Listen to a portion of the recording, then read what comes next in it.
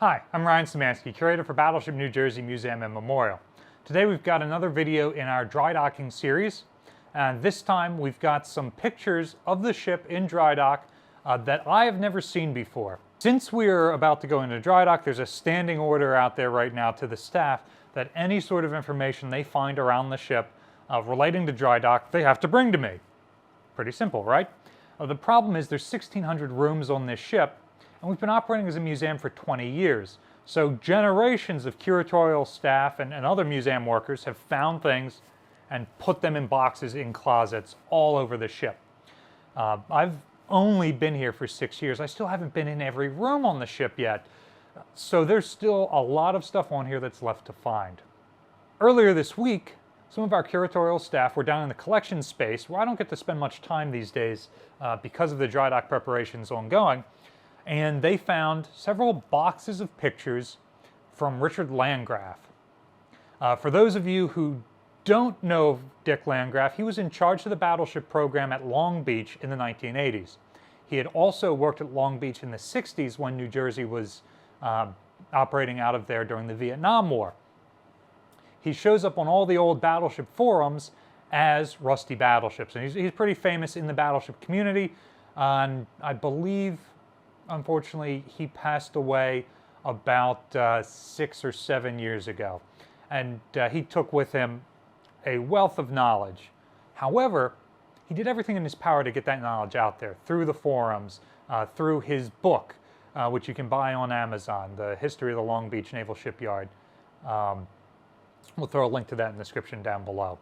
And through his personal archives, which it seems like he donated before he passed away. I know he was very involved in USS Iowa, so it was relatively close to his hometown, and I'm sure they have a lot of his collection. It seems like before Iowa was turned into a museum ship, back when New Jersey was first turned into a museum ship, about a decade before Iowa, he had mailed a number of boxes of his things to New Jersey. The problem was, at this time, there were multiple organizations trying to get the battleship. And I'm unclear whether he was confused as to where to send it, because Homeport Alliance, the group that has the battleship and operates her in Camden, the group that I work for, they showed up relatively late, and so their name is Homeport Alliance for the Battleship New Jersey. So there are other organizations out there that are like the Battleship New Jersey Historical Foundation or Battleship New Jersey Historical Society, things like that, that had existed longer. Their names are more likely to find if you're Googling them.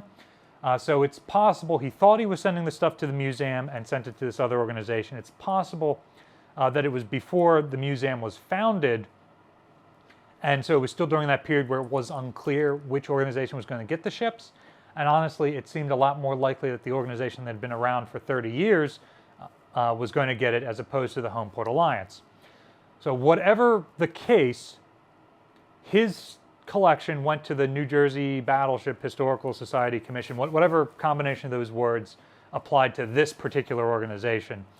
And at some point, relatively recently, they disbanded, finally, and gave their collections to the museum that's actually operating the battleship.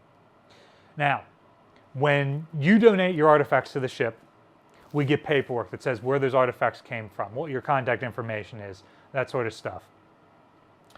When another organization gives their artifacts to the ship, they may or may not have that paperwork that they give us along with it.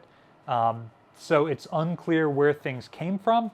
So we prefer to keep the multiple collections segregated out, which is why we didn't go through this stuff until relatively recently. And some of our curatorial staff down there looking at it was like, oh shoot, this pertains to dry docking. So it included these 3 books plus this stack of pictures, all nice glossy 8.5 by 11 prints of New Jersey in dry dock in Long Beach in 1987. 1987, we always talk about 1990 being the last time the ship was dry docked. That was when she was dry docked to be put into mothballs. 1987 was the last time she was dry docked as an active ship, with modifications made to go back and rejoin the active fleet. So at this point, she has been operational for 5 years.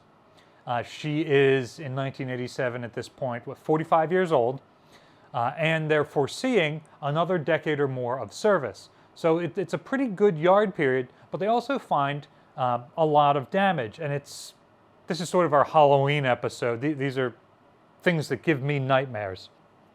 It is stuff we will be looking for in dry dock, and things that we're hoping we won't find because the ship hasn't been used operationally. We're not running as much of the equipment. We're not motoring all over the place, abrading off our protective coatings. So we're very interested to look through these and see what sort of work was being done at that time. What were the areas of concern? Fortunately, Richard Landgraff's book has 2 chapters on Iowa-class battleships, and in that he says a lot of the problems that he saw specifically on Missouri and New Jersey in Long Beach. So those are some of what I would call the known class issues. They're problems that are going to be prevalent on all these ships. Photos of New Jersey, specifically in dry dock, are going to help us know, are those just the areas that we should focus on, or were there things specific to this ship? So I've pulled out 4 of these pictures that I find interesting. We know that these are New Jersey because you can see the hull number on there. The back of it does say an official naval photograph, 13 March 1987. Somewhere else in here it says that these were taken in February, so that might just be when they're developed and stamped. And they've got a number on them, so we know that these are all in sequence. So the fact that we can see her hull number here tells us that likely these other ones are also New Jersey and not some other ship or Missouri also operating in the same place. And she would have just been commissioned in 86, and I believe she goes into the yard in Long Beach in 88. The first picture to show, it looks like they've sprayed primer on the ship. However, look at all of these dark spots, specifically around seams at the bow. That is where the shell plating is the thinnest. What you're seeing here is liquid. Since this is the forward peak tank, it's probably salt water that is leaching out of those seams. At this time, those seams are no longer watertight. Up at the bow, those seams are welded, not riveted, which is good. Repairing riveted seams is much more difficult because there's caulk between the 2 layers and then multiple rivets that hold them together. If you start to get rust jacking between there that pushes the rivets apart, causes all sorts of problems. So here we can see a lot of riveted seam failures concentrated on the bow. That's thin plate. We've also got dissimilar metal at this casting, and this is possibly the last picture that shows that casting for the paravane at the foot of the bow. This will be removed from New Jersey because it's believed to have caused the corrosion issues you see up here, but is not removed from the other Iowas because they then decide they're going to send them to the Persian Gulf and they want them to retain some minesweeping capabilities. You can see not all of these holes are concentrated around seams, which is where you've got holes wasting into the ship. It's not the weld bead, it is holes in the steel. So this gives you a pretty good idea. You've now hydroblasted the ship, which hopefully is removing a lot of those chlorides and other things from the metal. It seems like they've sprayed at least 1 layer of primer on there, and the fact that they're still seeing stuff continue to leak through there tells them that, hey, these are issues we need to deal with. So other pictures in here will show that they've gone back and spray painted around those so that even as this then dries up and you lose where those holes are, all the water that's in there has leached out or leaked out. You can still tell where the issues are. This next picture actually shows you where they're finding issues. So they've spray painted around all of those issues. And again, we're still at the bow of the ship. A little bit later on, they will actually go through and spray paint what frame numbers these are. And you can still see the leaking there, and you can see where they're going to concentrate your repairs.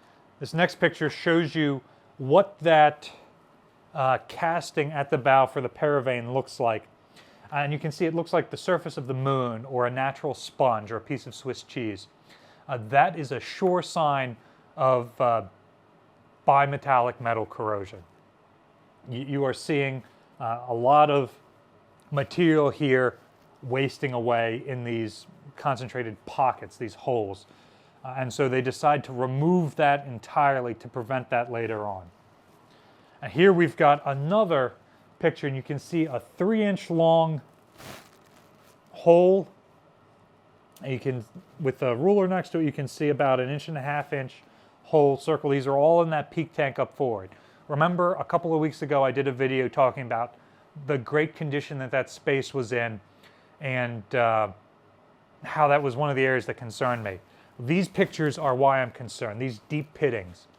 When we're in dry dock, we're going to do 5,000 shots of ultrasonic survey minimum, and we're going to concentrate it on the places that are known class issues and the places that have deep pitting visible, which would be around here. Remember when we were down there, I talked about how there was a relatively fresh coating inside the peak tank that seemed to be in really good condition. I had speculated that that was when the ship went into mothballs. They knew that was a problem area and they did it. What I now think is they have to do a lot of welded repairs here that's burning up a lot of the paint on the inside. Some of these holes are from the bimetallic corrosion from the outside. Some of these holes are from water sitting on the frames on the inside. Like this line right here, there's no reason for that line to be corroded. You don't see any weld seam or anything there. That line almost certainly is where water sat on top of a longitudinal frame inside the ship and corroded through the hull from the inside out. So they then weld a patch on that. That burns more of that paint off. So then they had to go in and put a new system of coatings on relatively near the end of the ship's career. And because it's inside, there's no UV deteriorating, there's no water deteriorating. That system of coatings has held up really remarkably well. And for the last picture I want to show you, these are some of the zinc anodes that are on there. And you can see some of these are in relatively good shape. It's supposed to be one straight line through here. It seems like every other one or every couple in line is gone. What that means is the steel bolts that are holding them on have rusted off, or the zinc itself is completely wasted away. In some of these places you don't see the bolts anymore. It means the whole thing's fallen off, which means that it was still steel corroding and not these zincs.